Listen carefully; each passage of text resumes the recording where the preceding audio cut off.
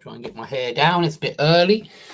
So we're looking at clauses of contrast today, and I like to use this website here. It's called Random Idea English Blogspot.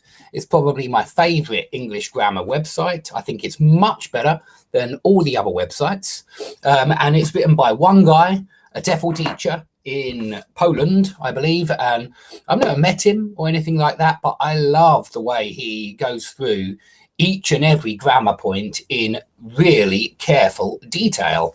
And I really recommend his website. He's got hundreds and hundreds of exercises. It's the only website out there that's better than my website, yeah? You can see my website, by the way, just over there, skype-lessons.com. So please go to my website if you want to see some of the new lessons that I've been making, because they all go on my website and none of them stay on my YouTube channel anymore. But this website's brilliant, Random Idea English Blogspot, so please give it a look. We're going to use it today to learn about contrast, and we're going to look at a few different types of words that you can use to set up a contrast. And firstly, we're going to look at although, though, and even though. And I've got good news, because all three of these are synonyms. Yeah, they're all subordinating conjunctions, which means that you need to add a clause after them. Yeah, so you can see some examples of this here. Although Mary usually prefers coffee, notice you use although and then subject Mary and then verb prefers and then object coffee.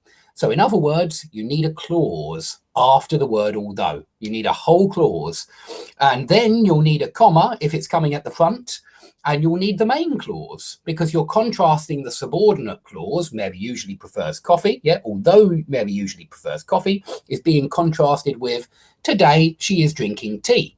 Yeah, and so that's how all three of these words work. You can say, although Mary usually prefers coffee, today she's drinking tea, or even though Mary usually prefers coffee, today she's drinking tea, or though Mary usually prefers coffee, today she's drinking tea. So all of them are possible here. All three are the same, and we use all three of them plus clause and then the main clause, or the other way around, main clause and then the subordinate clause. So these are very useful words. You need to know how to use these if you're doing any kind of English exam. They're very useful in the writing, certainly, but they're useful anyway in speech. Quite often you need to set up a contrast. Okay, so let's have a look at some other words which are very similar now. Oh, before we go further though, please remember that though is slightly different from although and even though. Usually it's the same and it functions exactly the same, but it does have a second function, though, and it has a function as an adverb and not as a subordinating conjunction. So you can use it as a subordinating conjunction, but it has a second function as an adverb. And he gives you some good examples here of though functioning as an adverb. That's what she says, but what she really thinks, though, I have no idea. So this though is just like however, yeah, or something like that. Yeah, it means however, this though.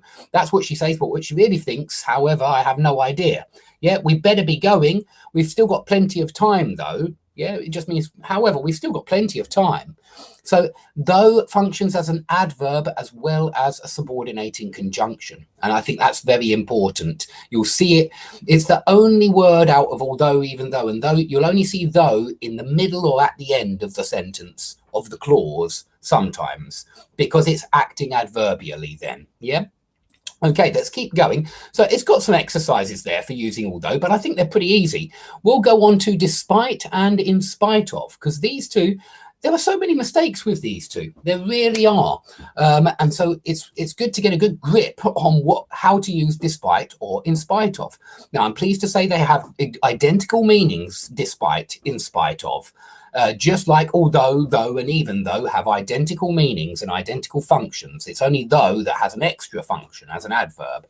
But these two are exactly the same, and they are prepositions. Now, this is really important. Prepositions are always followed by a noun. So you cannot use despite and a clause. Yeah, you can use although and a clause. You must use although and a clause, but you need despite and a noun, or a noun phrase, or a pronoun, or a gerund, an ing form. Yeah, and so we see all three of these here at the start, because he's very good, the guy that writes this website. You can use a noun phrase, despite the bad weather. Yeah, in spite of the bad weather, we had a great time. You could use a pronoun. We had a really good time in spite of it all. Yeah, in spite of everything. Yeah, we had a really good time. So a pronoun or a noun, that makes sense, doesn't it? Or an ing form, a gerund, because a gerund is like a verb functioning as a noun. So despite telling him 3 times, he still forgot. Yeah, so that's what you've got to use after despite or in spite of. You've got to use a noun phrase or gerund. Yeah, if you want to use a verb straight away. If you want to use a clause after despite, you have to change it. You have to change it either to although, because although has a really similar meaning, or you change it to despite the fact that. Yeah, that's what you do. You change it to despite the fact that.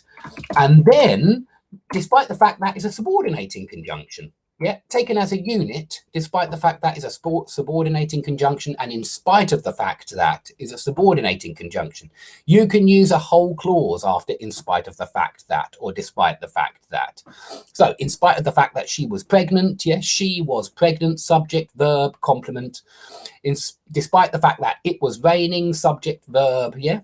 We've got to have that clause after despite the fact that, or in spite of the fact that. Okay, so that's the difference. Use despite or in spite of a noun phrase or gerund, and use despite the fact that or in spite of the fact that plus clause, because they're subordinating conjunctions. Okay, so the best way to understand what's going on here is to actually have a look at some exercises. And I think yeah, this is a nice, clear, easy exercise. So what do you think? Although the rain, it was a great afternoon, or despite the rain, it was a great afternoon? Of course, it's despite, yeah, because despite a noun phrase. We had a great time, though it rained a bit, or in spite of it rained a bit. Well, we can't use in spite of and clause. We need in spite of a noun, so it's got to be though, yeah? We had a great time, though it rained a bit, although it rained a bit, even though it rained a bit. She passed the test easily, despite not doing. Yeah, we've got a gerund here, so it's despite and not although. Although we didn't do, it would have to be. We need a whole clause, although we didn't do much revision, but despite not doing much revision. Okay, although the salary wasn't great, we've got a whole clause here, so we need although. We mustn't have despite because it's not a noun phrase. Okay, number 5. Despite coming first. This isn't a clause, this is just a gerund, so we need despite. Yeah, despite coming first, she felt she could have done better. In spite of coming first, again, sorry, no, I made a mistake here. Although coming first isn't everything, this is a whole clause. Yeah, we've got a gerund coming first, and then a verb isn't, and a complement, everything. So although coming first isn't everything, it sure helps. I managed to get tickets. Although the queue was rather long, we got a whole clause here, and I didn't manage to get very good seats, though, yeah, and that's because this one is an adverb. It's not a subordinating conjunction, so we can't use although, we can't use even though, we have to use though. Though is the adverb. It can function adverbially as well as a subordinating conjunction. Okay, I hope that's all clear. So I didn't manage to get very good seats, though. So I just wanted to go through that quick exercise.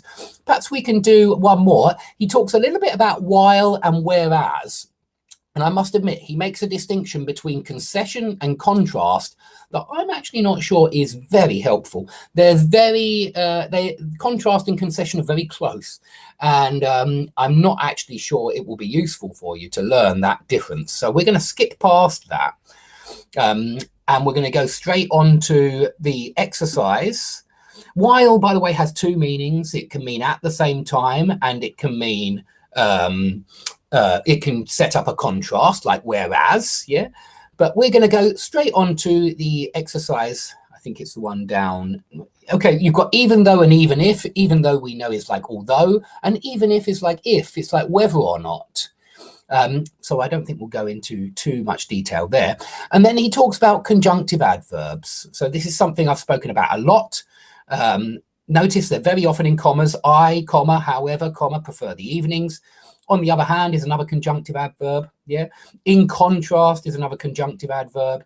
And so these very often are seen with commas. And then he talks about nevertheless, nonetheless. Yeah. Again, conjunctive adverbs, not subordinating conjunctions. That's usually the mistake that people make. So you've got nevertheless, comma, however, comma, even so, comma, all the same, comma. And they're very often next to semicolons as well. And you can move them around. They're really mobile in the sentence, these conjunctive adverbs. That's what makes them different from subordinating conjunctions. Okay, much as, he points out, can be used like although, which we saw one of my students doing in the essays recently.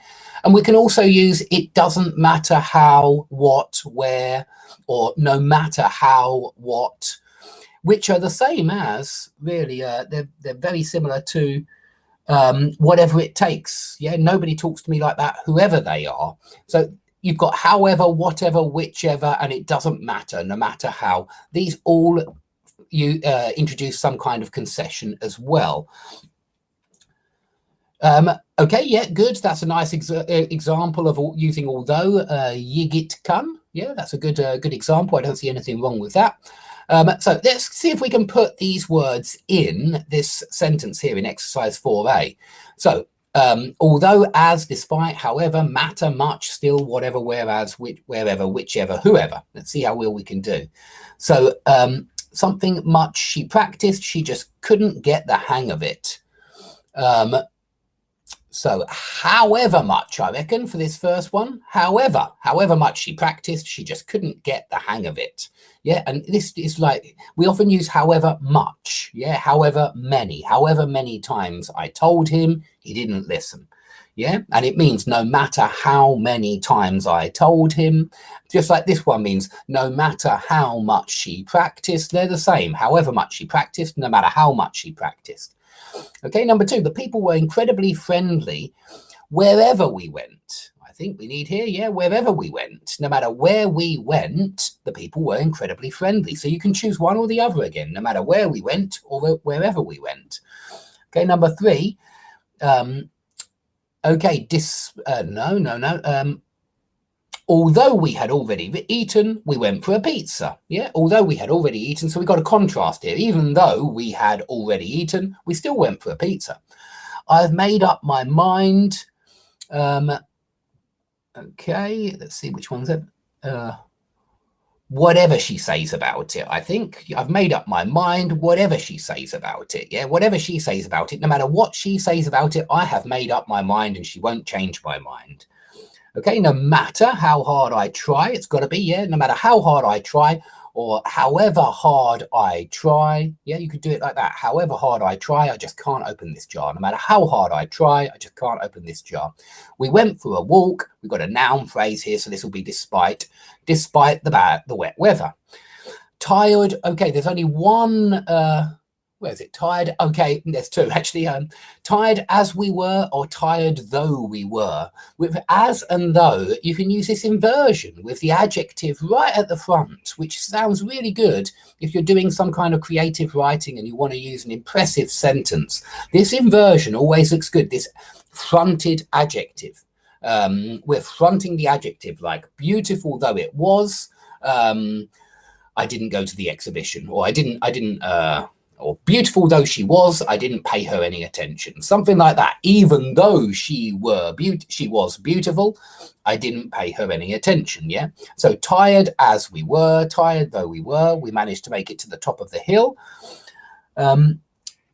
So this sounds like whoever we spoke to told us the same thing. Yeah. No matter who we spoke to, they told us the same thing. Whoever we spoke to told us the same thing. I've always been fairly relaxed. So we need an although or however. My sister gets a bit uptight. I've always been fairly relaxed. No, I don't think it will be however. We've used however anyway. I've always been fairly relaxed. Still, my sister gets a bit uptight. We've already used. Okay, I'm not sure here. I think it's going to be still, but I'm going to come back to that at the end. I'm not sure. Okay, much as I love our holidays in Spain. I do like a change sometimes. So much as can mean although. He did a lot of revision, but still failed the exam. I think it's going to be here still, but still failed the exam. So we're going to come back to this and see what it is. We're going to be late, whichever way we go. Yeah, whichever way we go. So which one haven't we used for number 9? We've got whoever, whichever, wherever, whereas. That's going to be it. It's going to be whereas. Yeah, I've always been fairly relaxed, whereas my sister gets a bit uptight. Let's check them. Yes, 100%. You see, I still get excited about getting an English exercise all correct. Okay, somebody got in first there. Well done, Gitkan. You got there first, and you're right with whereas. That's excellent. So I hope that's helped you with these linking expressions. I'm going to put this up on my website under a new title called Linking Words or something like that, or maybe even conjunctions, and maybe I'll call it connectives. I've noticed that English teachers in English schools lump together loads of different types of words like conjunctive adverbs, subordinating conjunctions, and what else do they lump together? Well, especially those two, they lump them together like they're just the same, exactly the same. And of course, they're not the same, and they are punctuated differently. And if we tell kids that subordinating conjunctions are no different from conjunctive adverbs, they all connect, yeah, they're all joiny words or linky words, that will mess them up in terms of punctuation. So I'm quite passionate about the idea that we need to teach children parts of speech. It will help them. It will help their punctuation instead of just telling them that, you know, they should punctuate using their instincts, which has never helped anybody. Okay, so thanks everybody for watching. I do appreciate it. I do appreciate all your support, and I hope to see you all soon. I've got a dash because I've got a lesson coming up now, but please head to my website. Yeah, head to my website if you want to try some of these exercises, and if you want to have a go at some of the exercises that I have written for these topics, please head to the website. That's where you'll find all the stuff. Okay, thanks for watching. Hope to see you all soon.